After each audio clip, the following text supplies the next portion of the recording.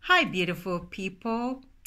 This is yours truly, Christine, with Exhibit Africa Inc. I'm delighted once again to share with you another beautiful country from the beautiful continent of Africa. But before we get started, I want to thank everybody that joined us on the live broadcast. In case you're wondering what are the balloons all about right behind me, we're still in a celebratory mood here at Exhibit Africa. Unfortunately, we haven't cleaned out our studios yet, but we shall at some point. But I want to go ahead and thank everybody that joined us during the live broadcast. We're going to be having more of those depending on their events or what's going on throughout the year. But we want to welcome you anytime, and I'll be announcing anytime we have any live broadcasts. We would like to hear your feedback. Okay, now without any further ado, let's get on to a country called Guinea. All right, I hope you're ready. I hope you're comfortable. Let's go. So we're going to start off with the location and geography of Guinea. Guinea is located on the west coast of Africa and is bordered by Ivory Coast, Guinea-Bissau, Liberia, Mali, Senegal, and Sierra Leone. Its area is 94,000 square miles. Please bear in mind the data I'm sharing might be outdated with some events, so please free to share any updates with regards to any specific area or category that I might be covering under Guinea-Bissau. All right, so let's move on. There are 4 geographic zones. The coastal maritime region is filled with mangrove swamps and alluvial plains that support palm trees. Lower Guinea receives heavy rains, and Conakry is one of the wettest cities in the world. The coastal belt is home to one of the country's dominant ethnic groups, the Susu, and to many smaller groups such as the Baga, Lardoma, Lele, Mikifole, and so on. Other important towns include Baznite mining centers of Freya and Casmera. All right, so now let's get some orientation about Guinea and how it got its name. The origin of the word Guinea is unclear. The name came into use among European shippers and map makers in the 17th century to refer to the coast of West Africa from Guinea to Benin. Some Guineans claim the word arose from an early episode in the European-African encounter. In Susu, the language spoken at the coastal Susu ethnic group, the word Guinea means woman. When a group of Europeans arrived on the coast, they met some women washing clothes on an estuary. The women indicated to the men that they were women. The Europeans misunderstood and thought the women were referring to a geographic area. They subsequently used the word Guinea to describe the coastal West Africa. Interesting. The French claimed the coastal The French claimed the coast of present-day Guinea in 1890 and named it French Guinea. In 1985, neighboring colonies also bore the name Guinea. The British colony of Sierra Leone to the south was sometimes identified as British Guinea, and to the north, Portugal's colony was named Portuguese Guinea. After Guinea gained independence, the first President Sékou Touré named the country the People's Revolutionary Republic of Guinea. The second President, Lassana Conté, changed the official name to the Republic of Guinea. The capital city is Conakry, and the country is often referred to as Guinea-Conakry to distinguish it from other nation states with the same name. Now remember, Guinea is shared by, I think, 3 different countries on the continent. There's Guinea-Bissau, there's Equatorial Guinea, and then there's Guinea-Conakry. All right? Okay, now that we've had some orientation and the location of Guinea-Bissau, let's look at some of the geography of Guinea. In the interior of the Fula Gelon, The mountain region has some cool temperatures, allowing for the cultivation of potatoes. The Niger, Senegal, and Gambia rivers originate in the Fouta Djallon. Many other streams and waterfalls run through these areas, rocky escarpments, and narrow valleys. To the east, the Fouta Djallon is Upper Guinea, a savanna region with plains and river valleys. The Milo and Niger rivers are important for the fishing, irrigation, and transportation. Most of the population consists of members of the Manika ethnic group. Singwiri and Kankan are the major cities. There are many smaller agricultural settlements in the countryside. In the southernmost region is a forest region. Rainfall is heavy and the rain is dense with rainforest. Rainfall is heavy and the area is dense with a rainforest with mahogany, teak, and ebony trees. Agriculture exploitation and the demand for tropical hardwood have increased the rate of deforestation. Many valuable resources are found, including gold, diamonds, iron ore. Larger ethnic groups include the Guezi, Toma, and Kisi. Since the early 1990s, the forest has been and has had a substantial rise in population as refugees from war areas in Liberia and Sierra Leone have flooded over the border and doubled the size of the small towns of Gwechkudo, Macenta, and Nzerekori. Let's look at the demography. The population is approximately 7.5 according to the 2000 estimates. Again, this is this data it goes a little further back, but I would appreciate if you have any updates that you want to share in the comments. The Susu ethnic group accounts for 20% of the population. The Peu account for 34%, and the Manika account for 33%, I beg your pardon. Smaller groups, mostly from the forest regions, such as the Basari, the Kunyanguri, the Gwezi, Kisi, Kono, Toma, make up the remaining 19%. There are about 500,000 refugees from Sierra Leone and Liberia, although in the 2000s, they started to leave. So it could be less or more as we speak. All right, so let's continue on with the demography. Almost half of the population is under the age of 15. This generation has known only one rule of the second President Conte, who came to power in 1984 and is still in office. 15% of the country was born while the first President Toure ruled from 1958 to 1984. Only 12% of the population witnessed colonial rule. All right, moving on. Many Senegalese merchants, artisans, and tailors live in the country, and they are joined by foreign nationals from other African countries. Some of these are refugees. Others come seeking opportunities in Guinea.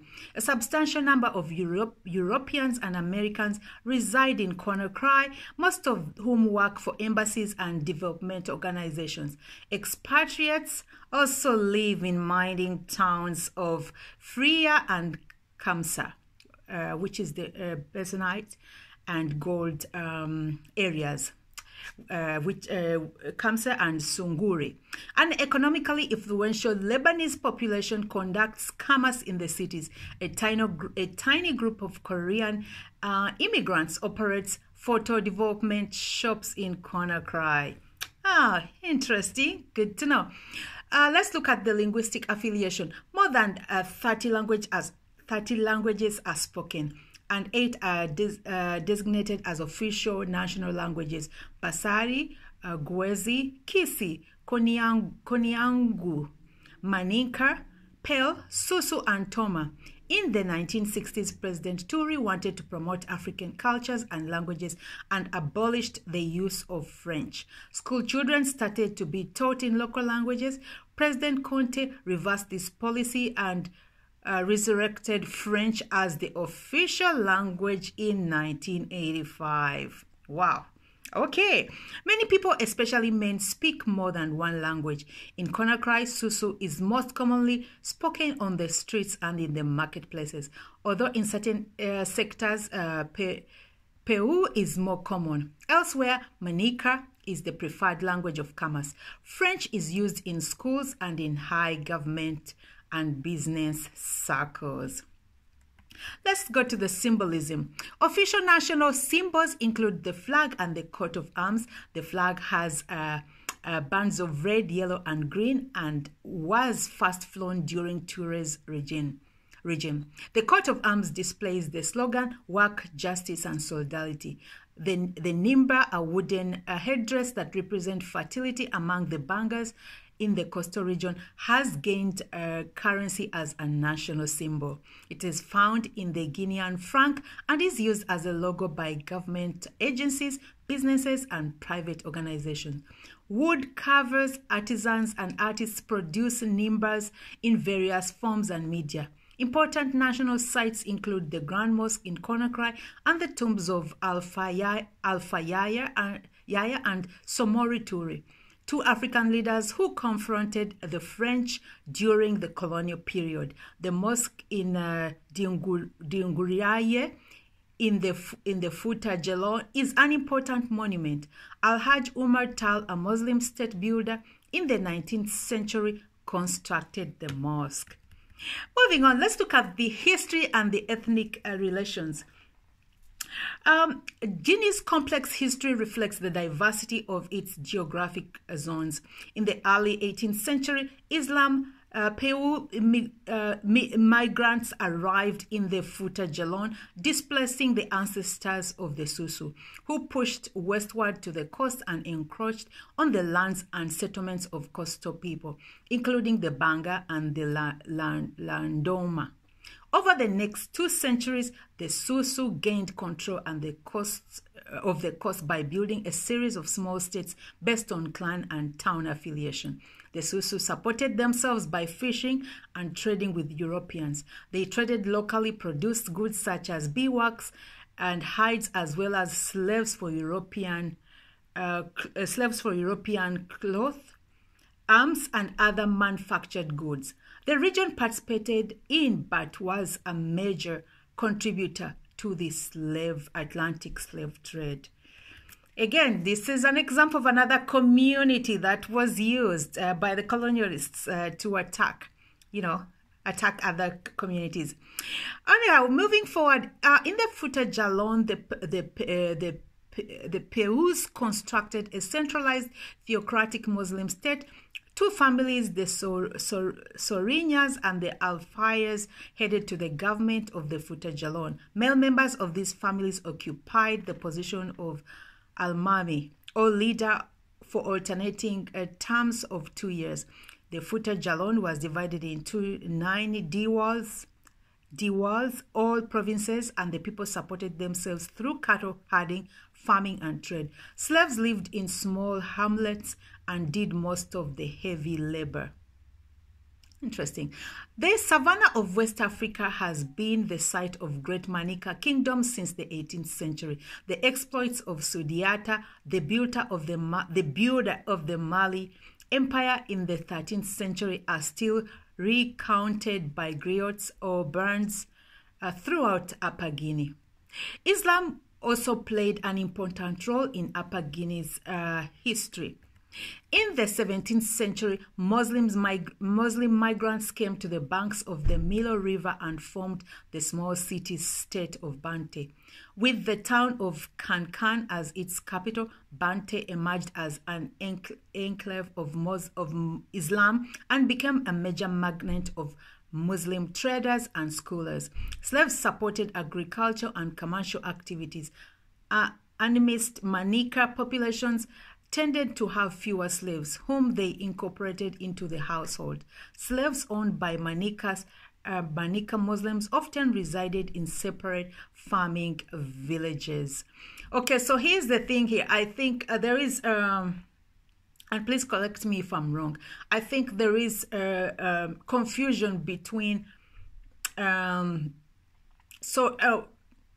when you look back, different African tribes had some rivalry, or a stronger tribe would try to expand, and given its power, it would conquer the other small tribes, and then absorb them within their tribe. What I find is when historians or people confuse what would call prisoners of war, or these small tribes that were captured or taken up and absorbed within the bigger kingdoms, they became assimilated into those tribes, and they did farm work just like any other members of that community. They actually became assimilated. So I don't know if I would call them slaves, but I find that sometimes some historians refer to them as slaves. But I would like to get your opinion on this. What do you think? Okay, in the forest region, political and social affiliations functioned on small scale because of the density and fragility of the rainforest. Because the ecosystem would not support large population centers, the forest populations lived in dispersed villages of about 100 or 200 people. These villages, often situated on the top of a high hill, could be moved or replaced easily in response to environmental challenges or warfare.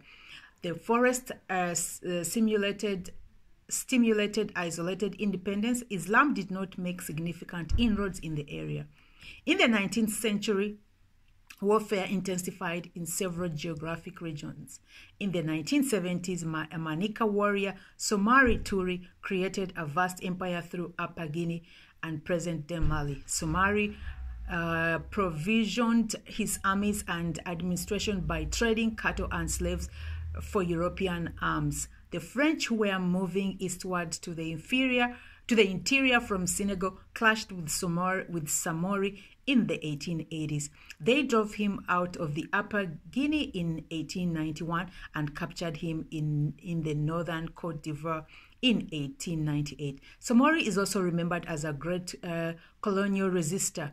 In the Fouta Djallon civil war in the 1980s, arose over the French annexation of the Middle Guinea. The French built alliances with these affected elites and incorporated the area to French Guinea by treaty in 1896.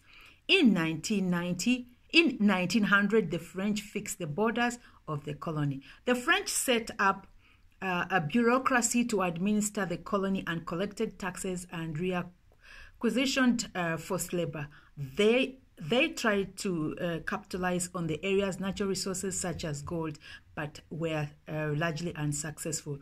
The French built schools, courts, and medical clinics, while they brutalized some sectors of the population. Colonialism was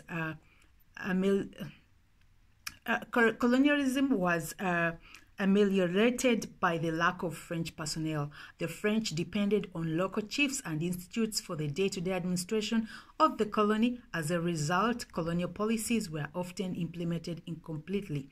Sékou Touré led the nation to its independence in 1950. A postal clerk and union activist, Touré was head of the Democratic Party of Guinea, which drew support from market women and low-level African bureaucrats. Declaring, "We prefer poverty in freedom to riches in chains," Touré conducted a campaign against the proposed French Union, which would have kept French colonies in a federation. In September 1958, France's president granted the nation's independence and ordered a swift withdrawal. All French personnel were deployed back to France. Public works in progress were demolished, and the medicines, textbooks, and records used in colonial hospitals, schools, and offices were removed or destroyed. Taking office As the country's first president in 1958, Toure faced immense challenges. Only a handful of doctors, lawyers, engineers, and accountants were left, and the country had only 2 high schools and no university. Having created an enemy in a powerful Western nation at the height of the Cold War, Guinea was thrust into international isolation. Wow. Well, here's the thing. With when the colonialists were doing the administrative works in Africa, a lot of locals didn't know how to run the systems that the colonialists had started. So there was a real struggle after the colonials were kicked out, and the African natives had to figure out how to keep running these systems, because this was alien to them, and they weren't included. So that kind of complicates everything. Okay, so let's move on. Toure turned to the Soviet Union and later to the Republic of China for help. Those countries provided financial support and expertise and opened their universities to Guinea students. Toure embarked on a social program which he termed African communalism, advocating unity, party between the sexes and the Guinea culture production. Toure attempted to blend indigenous African institutes with the Marxist agenda. Toure used his presidency to strengthen ties to other African leaders and was hailed internationally as a spokesperson for Pan-Africanism. The country's situation varied under those programs of economic centralization, improving with the export of Basanite starting in the 1960s, but suffering as schemes of collective markets and agriculture production founded in the 1970s. In implementing his programs, Toure tolerated no dissent. He outlawed other political parties and punished his critics severely. Some dissidents lived in exile and others were interred in detention camps. Economic and political repression prompted many people to flee to neighboring countries. Wow. When he died in 1984, Toure was remembered internationally for his firm stand against colonial rule, but in Guinea, some members of the population celebrated his death. After a brief period of political disarray, Conte, a military general, seized power. After constitutional reform in 1990, Conte instituted a civilian rule under the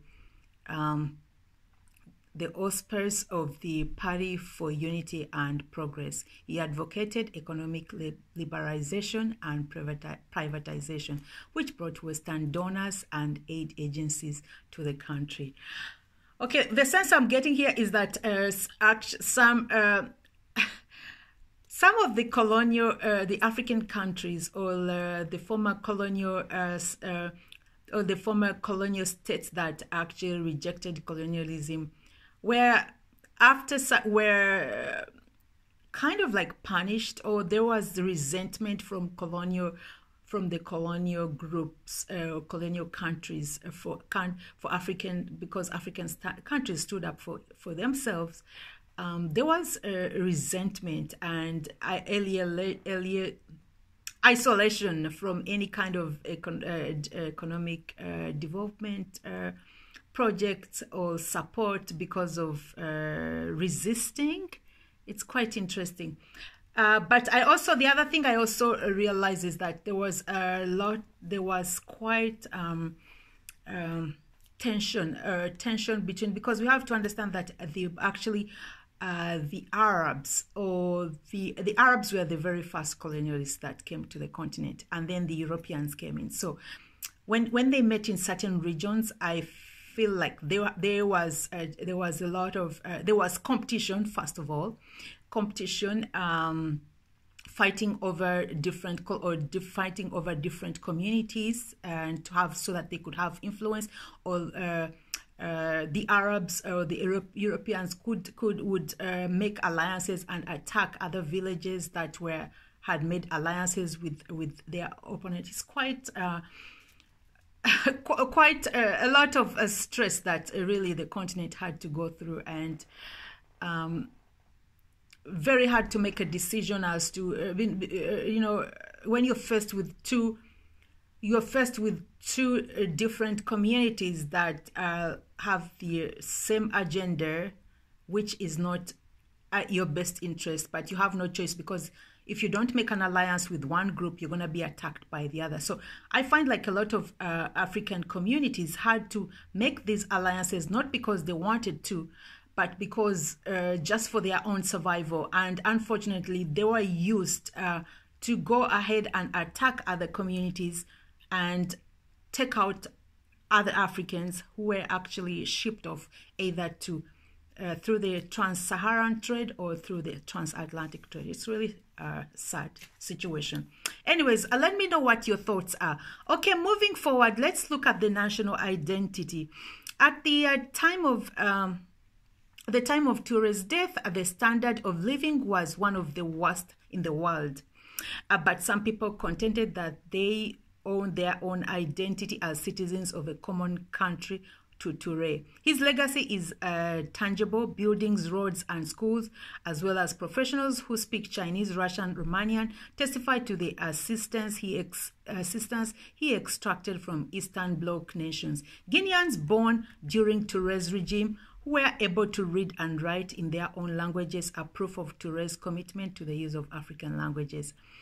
Let's talk about the ethnic relations. Despite Touré's attempts to minimize ethnic divisions, poverty, a feeble economy, a weak infrastructure, and limited education and medical resources have exacerbated ethnic tensions. President Conte has been accused of favoring his own ethnic group, the Susu.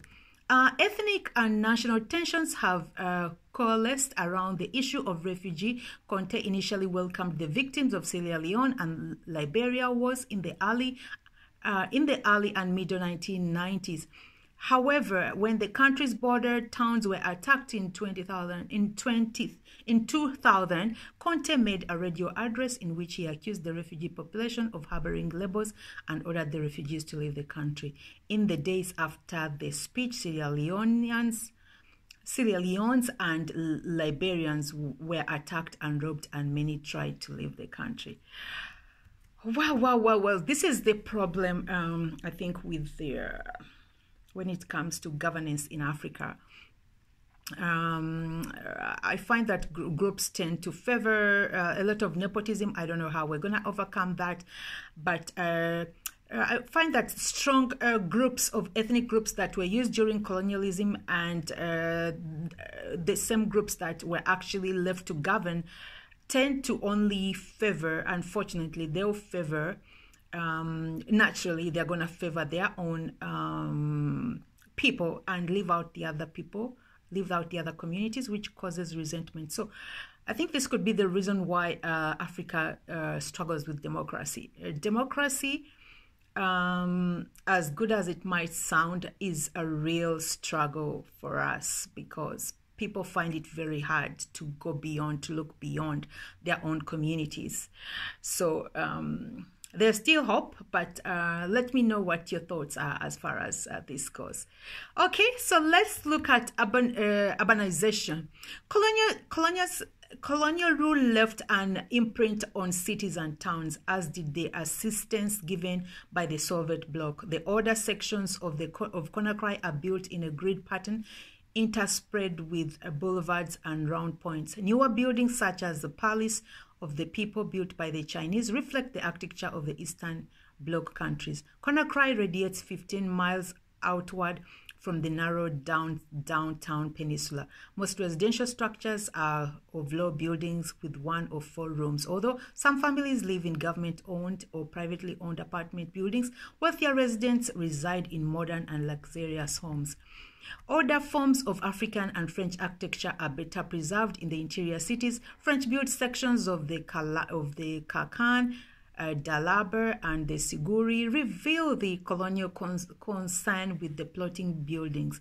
Houses and market centers along straight lines. Quarters of towns were not subject to the French intervention, reflect the priorities of Africans in arranging their physical space. In Kakan, many people live in small mud huts and thatched roofs, structures that are cool and easy to maintain. Members of the same household often sleep in separate dwellings, but their doors open onto communal space where cooking and social interaction take place. The family compounds accommodate large extended families, and polygamous marriages are common among the Manika ethnic group. The arrangement is repeated in other cities and towns. Let's look at the food and economy. An array of taboos and customs affect food consumption. It is impolite to eat while walking. A visitor who arrives in a compound while a meal is in progress will be invited to join the meal. Often food is served in large communal bowls and eaten with spoons. In large families, the men eat from one bowl and women from another. The main meal typically is served in the middle of the day and consists of sauce placed over a staple carbohydrate such as rice or millet. The sauce and staples differ according to region, season, and wealth of the household.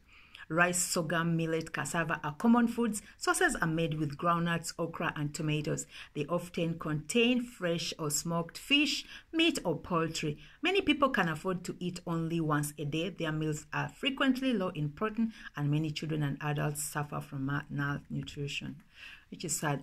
Little pork is eaten except in the forest region where there are fewer Muslims, and bush pig is favored. Variations in regions, ethnicity, and wealth also affect milk and bread consumption. In Middle Guinea, milk is made into yogurt like sauce.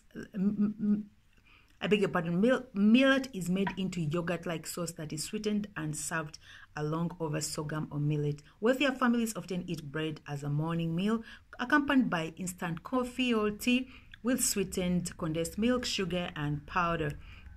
Let's look at the food customs at ceremonial occasions. Meals are often served at weddings, baptism, and funerals. Among the wealthier people in larger cities, meals on special occasions may exclude expensive imported goods such as canned peas and costly locally produced staples such as potatoes. Ramadan is observed, and Tabaski is celebrated with the slaughtering of a sheep, goat, or chicken. Alcohol usually is not served at family celebrations except for the forest region where palm oil is frequently consumed.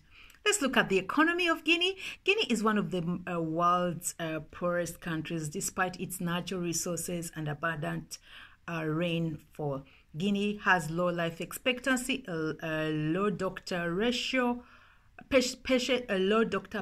ratio, and a high rate of infant mortality. The country remains largely rural. 80% of the population is involved in agriculture production. The farming and cattle herding sectors of the footage alone support 40% of the population, while 13% of the people are employed in industry and commerce, 5% of this service industry, and 4% in civil service. These statistics mask the strategies that people use to support themselves.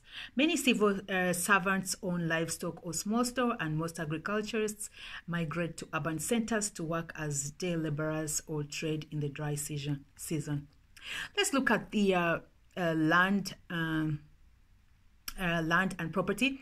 Rural-urban divide affects land. Rural-urban divide affects land access and ownership. In rural areas, land is abundant, and ownership usually is dictated by local custom. These traditional laws are often highly complex. In the footage alone, efforts by non-governmental agencies and the government to streamline property rights have had little success. In urban areas, especially Conakry, demand for land is greater than supply, and residents rely on civic code and legal titles to determine land ownership. Conflict over land rights caused a devastating confrontation in Conakry in 1997 when the government clashed with residents over the building of a road. I'm sensing this in other African countries as well, because traditionally land are passed on to family members, but due to immigration, due to war and economic reasons, land is becoming a very touchy issue. Tell me how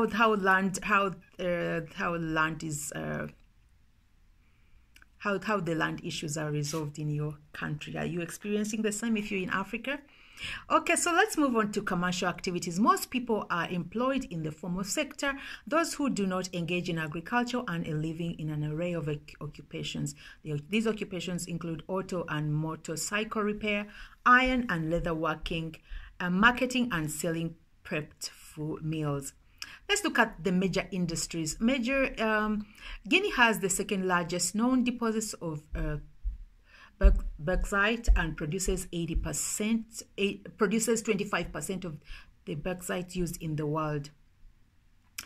The mine in Kamser was opened in 1960, and in the 1990s, bauxite constituted 70% of the country's exports. There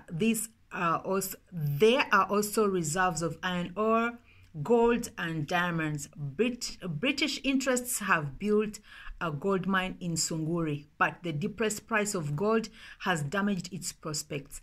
Guinean interests have kept careful control over the country's diamond mines, but intermediaries sell to international diamond buyers. Beer, cigarettes, and soft drinks are manufactured in Conakry for local consumption. Tourist is minimal. Let's look at the trade. The major export is bauxite, aluminium, coffee, diamond, fish, and fruits. Fruits and vegetables also are exported. Manufactured goods are imported from China, Europe, and the United States. Regional trade networks deal in locally produced agriculture goods such as potatoes, rice, shea butter, cola nuts.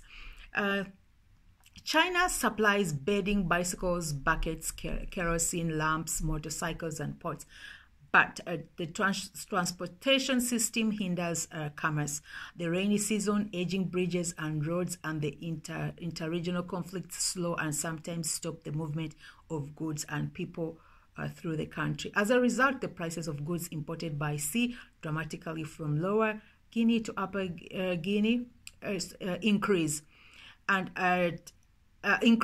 in the forest region. In rural areas, people depend largely on what they can produce or accumulate to support themselves.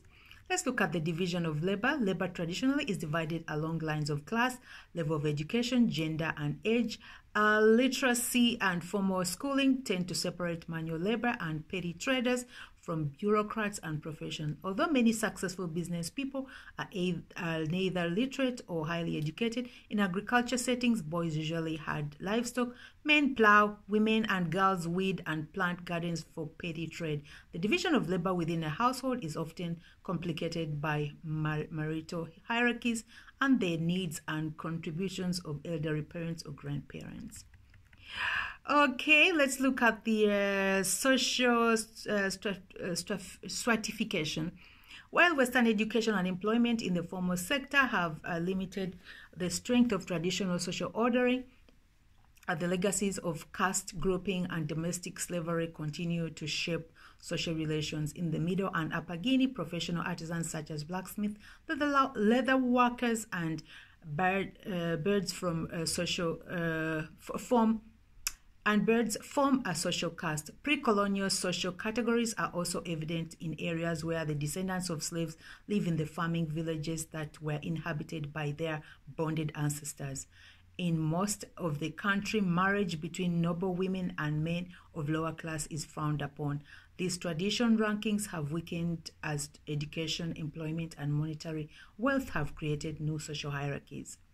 Let's look at the symbols of social stratification. Under the regime of Toure, most people were poor and corrupted, and embezzlement were forbidden and punished. With the opening of the country under President Toure, the gap between the rich and the poor has increased.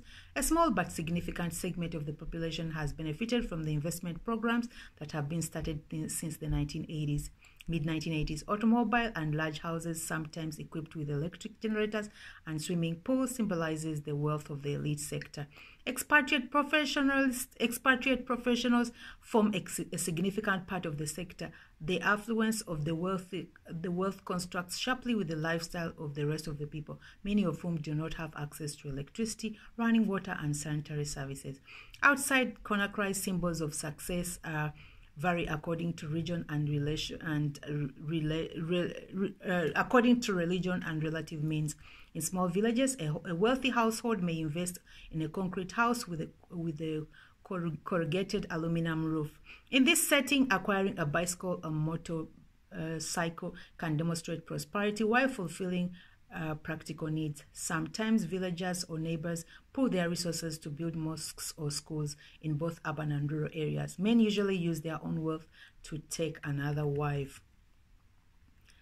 Wow, let's look at the government. The Constitution of the Loy Foundation was ratified in 1990. The government is based on the French Napoleonic civil law system and traditional law. The president is democratically elected to 5 terms, and the holder of his office appoints the prime minister and other ministers. Representatives of the People's National Assembly, the Camera Parliament, are elected by popular vote. Let's look at the leadership and political officials. Post-colonial Guinea has had only 2 presidents. Toure, who ruled between 1958 to 1984, and Conte, who ruled from 1984 to the current. I hope that's still the situation now. Under the leadership of Conte, the country went from one-party state to multi-party democracy with the constitutional reform in 1990. A bill legalized political parties in 1992. Some have questioned whether these reforms have been put into effect in light of the alleged fraud that made the presidential elections in 1993 and the parliamentary elections in 1996. Government corruption has increased during Conte's regime, and well-paid contacts are needed to get results from the lethargic and inefficient bureaucracy. This is a problem in Africa when it comes to, the democracy and elections and all that. This is the same problem where all African countries are having. Anyways, let's go back to the social problems. Theft is a problem. The fraud ranges from the banal to the brutal. The regional flood of arms has increased the incidence of armed robbery and other forms of violence. Government officials, particularly soldiers, custom officials, and low-level police officers sometimes extort money and goods from people. Many Guineans believe that the payoffs and embezzlement characterize the country's governance of higher levels. When people have disputes, some seek redress through government authorities. Others try to settle their differences by resorting to the practices and rules common to their ethnic group of region. Again, this is the problem. The governance. I don't think a lot of African countries and African people don't understand the whole democratic process and how fair it actually is. There's a lot of questions about how genuine the process is. So it's of no surprise that you find the same common problems throughout all the African countries when it comes to democracy. But nevertheless, even democracy, even the West is still, struggling with democracy. So as far as Africa goes, I think we still have a long way to go. And government officials are not really paid fairly, so the gap between higher government officials and civil servants in lower ranks is such a big gap that you find problems like embezzlement quite common in government institutions. So let me know what you think. Anyways, let's move on to military activity. The government is heavily militarized. Conte came to power through the army, and the armed forces continue to be an important source of this support.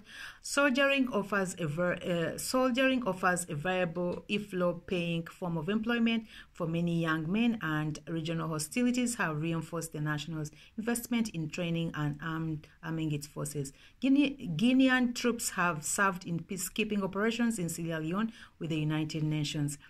Here's the thing. So a lot of African countries are spending a lot of money in ammunition because of the tensions that are happening between groups within the same countries. So the money that or the resources that could be helping build essential services like housing, hospitals, schools, and paying civil servants is actually all these resources are wasted in military equipment. We're busy buying, making other countries wealthy. And of course, different countries are backing, won't hesitate selling to these African countries, and which clearly explains where it's endless when it comes to wars. And, we're exchanging all the mineral resources for guns. And I don't think the sellers have any issue with that. Actually, it's good for business for countries that are selling ammunition to Africa. So let's look at the social. Tell me what you think. Anyways, let's look at the social welfare and change programs. Aid from Western donors has increased significantly during Conte's presidency. Projects initiated by the International Monetary Fund, the World Bank, and the European Union have privatized utilities such as water, electricity, and improved the infrastructure. Local and international non-government organizations have set up programs that target health, education, and women and business issues. So here's the thing, very interesting that other agencies outside the country are coming to set up for the locals. It's quite interesting. They create part of the destabilization, and then they create agencies. So agencies to come and resolve issues that are being supported by the same nations. Right? Let me know what you think. The despair of donor money and government assistance programs varies by region. Historically, Lower and Middle Guinea have received more assistance, and the forest region and upper region have received less. The pattern shifted in the forest region in the 1990s as international relief organizations such as the United Nations Commission for Refugees arrived to contend to the refugee crisis. I think more aid is given where there are resources, right? And I like how we call it aid, but we all know there are strings attached. Moving on, non-governmental organizations and other associations. While aid organizations and international donor agencies play a large role in the economy, other types of associations thrive. Many ethnic groups practice initiation rites that ritualize the passage to adulthood. Churches and hospitals mobilize their members for projects such as construction of new buildings and schools. Drivers union negotiates the fares charged for long-distance transportation. Veteran groups testify to the high number of men who served as soldiers in the French army in the World War II. Women's trade associations lend money and advocate for demands involving access to and rental of market stalls in major marketing centers. Let's look at the gender roles. Women, on average, are less educated and less financially secure than men. Women often spend part of their life in polygamous marriages, and only 22% likelihood of being literate. They live on average 48 years and have 5 children. Some of whom die during infancy. In rural areas, women contribute to the household by weeding the fields, planting garden plots, doing the cooking and cleaning, and looking after children. In urban areas, women constitute the major component of the informal marketing sector. President Toure recognized the importance of women to culture, social, and economic production, and instituted programs to promote the education and prosperity of women. Some of Toure's strongest supporters were market women, who, however, successfully led a strike against his marketing reforms in 1972. Toure promoted equal access to education and an enrollment of females in primary, secondary, and professional schools climbed to nearly half of some regions. Toure was the first post-independence leader in Africa to appoint women to key ministerial positions. During the regime of President Conte, these strides have slowed. Women are less prominent in the government, and the rate of female education has declined significantly. Currently, only 10% of the students at the university level are women. Wow, it looks like there's quite a contrast between the two presidents. Let's look at the relative status of women and men. There is a persistent bias in the social hierarchy towards male and boys who are likely to be educated and as adults are likely to have large range of economic employment options. Household heads are always men, and custom allows them to exercise absolute authority over the wives, sisters, and daughters. These patriarchy structures conceal the power that many women wield on a day-to-day level in family compounds and market stalls, in raising children, earning an income, and allocating household resources. Wow. Well. I'm gonna move to the arts and humanities because there's a lot about Guinea, really. Let's move to the arts and humanities. Poverty and scarce material resources compel the vast majority of artists and craftsmen to produce goods that serve practical purposes. Literature. Traditional literature, particularly among the Manika, is preserved in a body of oral traditions that are remembered and passed down by birds. Radio broadcasts and recording of epic tales and local stories told by leading griots have helped transport this literature into 21st century. Authors and academics use the printed word to convey the message, such as Kamara Laye, the author of Dark Child, a novel about a boy growing in the colonial era. Graphic arts. Woodworkers build and carve furniture such as stools, cabinets, and chairs. Metalworkers collect and melt old aluminum cans to make utensils and pots. Villagers weave mats, baskets, and dry out and decorate gourds that they use for household tasks. Weavers and dyers sell their cloth to men and women who take it to tailors to make it into clothing. Most of the graphic arts are thus born of necessity, and this is evident in daily life. Let's look at the performing arts. A thriving music industry supports a wide range of music. Some artists specialize in traditional music accompanied by stringed instruments.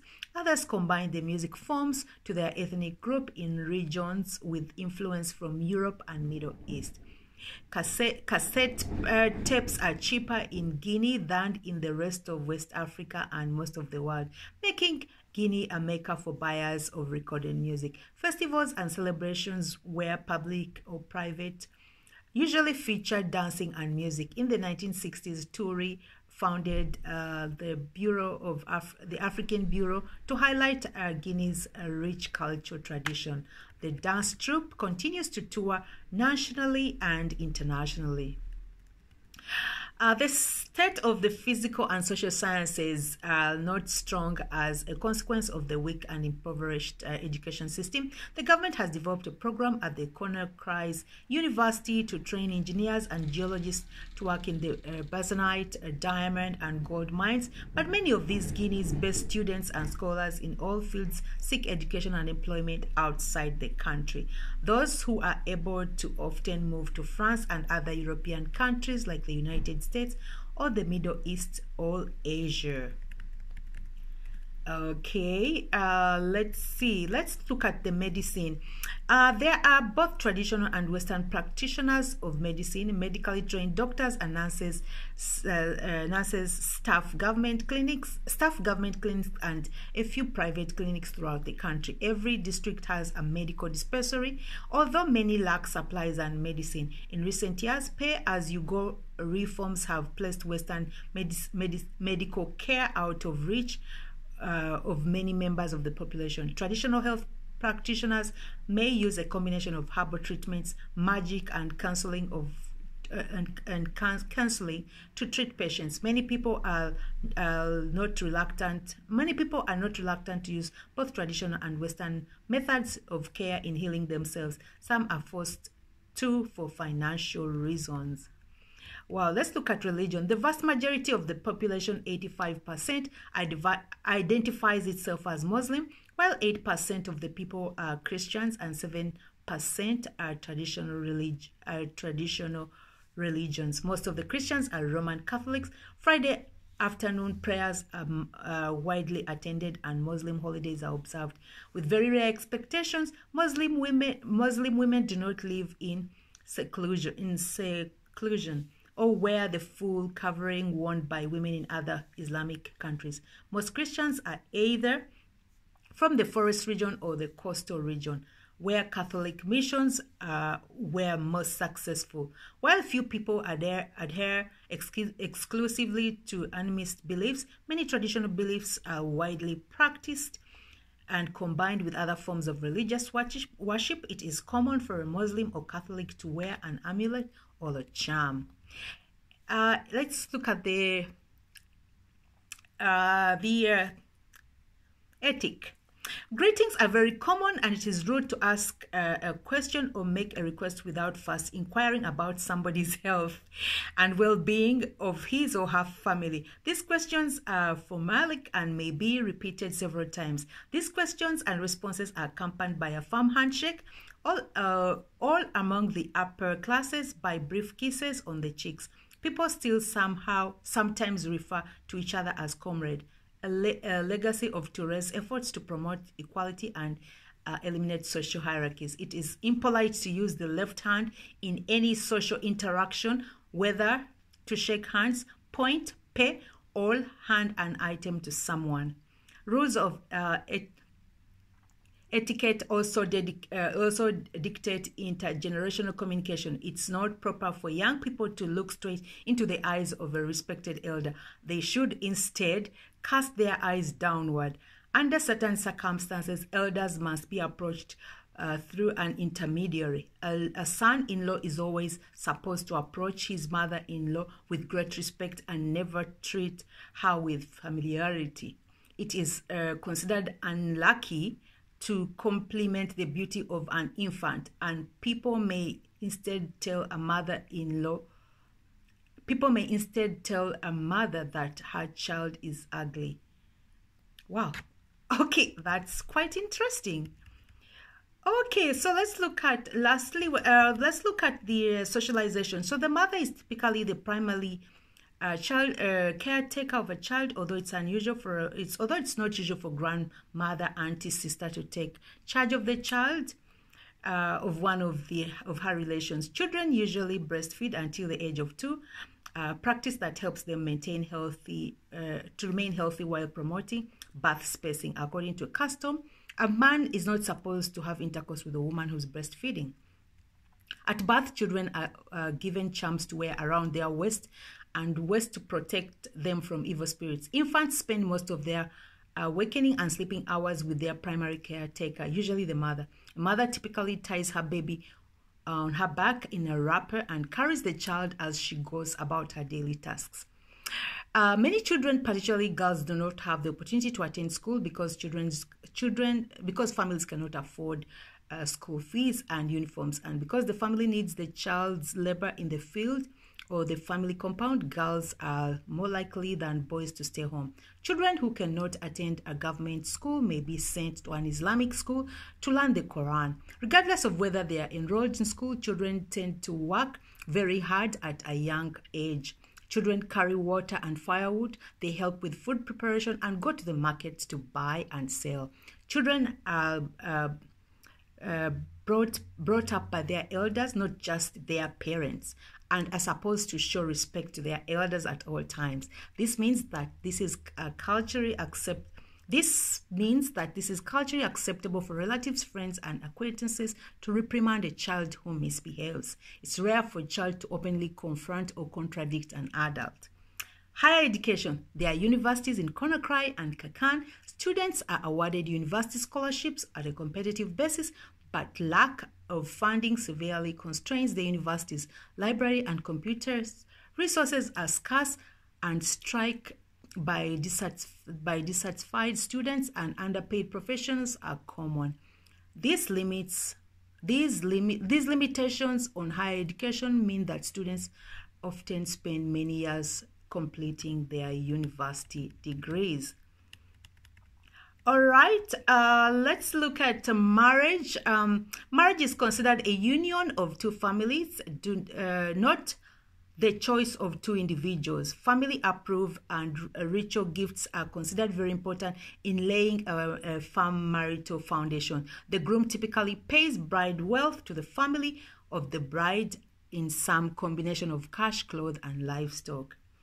Okay, the domestic unit is frequently large and composed of many generations. Polygamy is common and can both complicate and strengthen a household. Custom dictates that the first or senior wife mediates conflicts and oversees the division of labor within the household.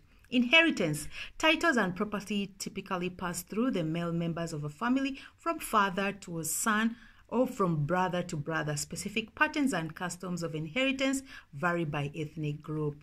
Kin groups. Different types of kin groups affect social relationships. Many people have the same last name and share a common ancestor in the lineage founder. Family names often inspire jokes and camaraderie.